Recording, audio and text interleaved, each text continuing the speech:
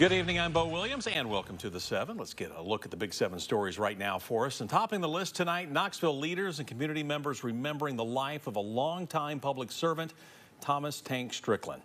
The 70-year-old died this week, leaving behind a tremendous legacy.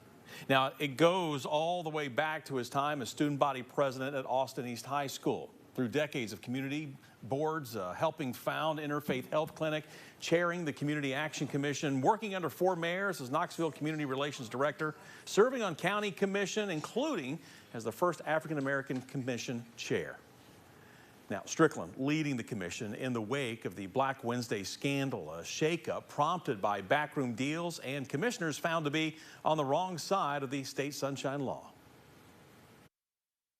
Tank was the first chair that people could feel proud about. You know, to be honest, there was a lot of misdeeds, a lot of backroom dealing, and what Tank did was bring honor and respectability back to Knox County Commission.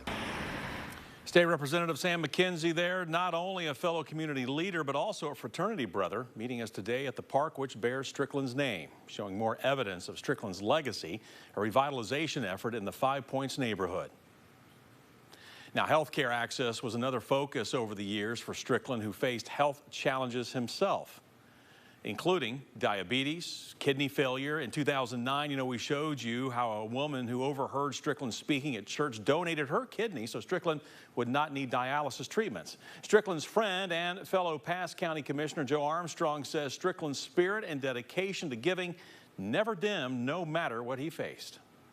The last 20 years he struggled in his health, but he never complained. And so he truly was a role model for people to model their life after, was somebody that made a difference. He made a difference in my life and so many other people's life. Knoxville Mayor India Kincannon, speaking with us today as well, pointed out how Tank Strickland helped civil rights and equity programs in Knoxville and how he played a major role in the development of the Police Advisory Review Committee, the first of its kind in the state. He was a champion for the people of the entire city, in particular for the people of East Knoxville, and we will miss his voice, but we will carry on in a similar fashion to raise people up and make sure that everyone in Knoxville has a chance to thrive. We know that Patton Funeral Home is handling the arrangements for services in memory of Tank Strickland. We'll be sure to share that information with you as soon as plans are finalized.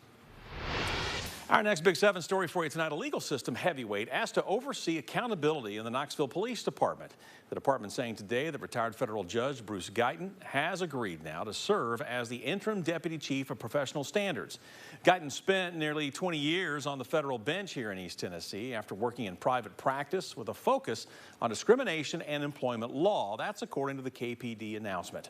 Now, just last month, the first deputy chief of professional standards, Brooklyn Belk, stepped down after less than 6 months on the job. It's a position created by Chief Paul Noel, who has emphasized reforming the culture within KPD, taking over the department after a rash of claims about sexism and racism within the ranks.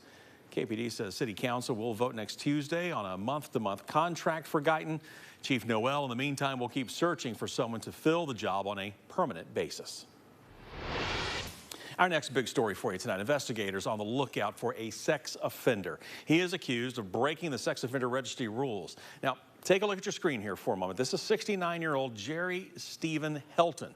He's 6'1", weighs right around 180 pounds. The East Tennessee Valley Crime Stoppers describe Helton as a sexually violent predator who is accused of failing to register. Anyone with information about where he may be is asked to contact Crime Stoppers.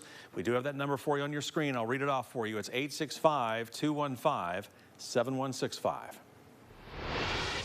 Big charges against 2 people already in jail. The next story on our Big 7 list for you tonight. TBI telling us about those new charges coming out of an investigation into a killing from back in May.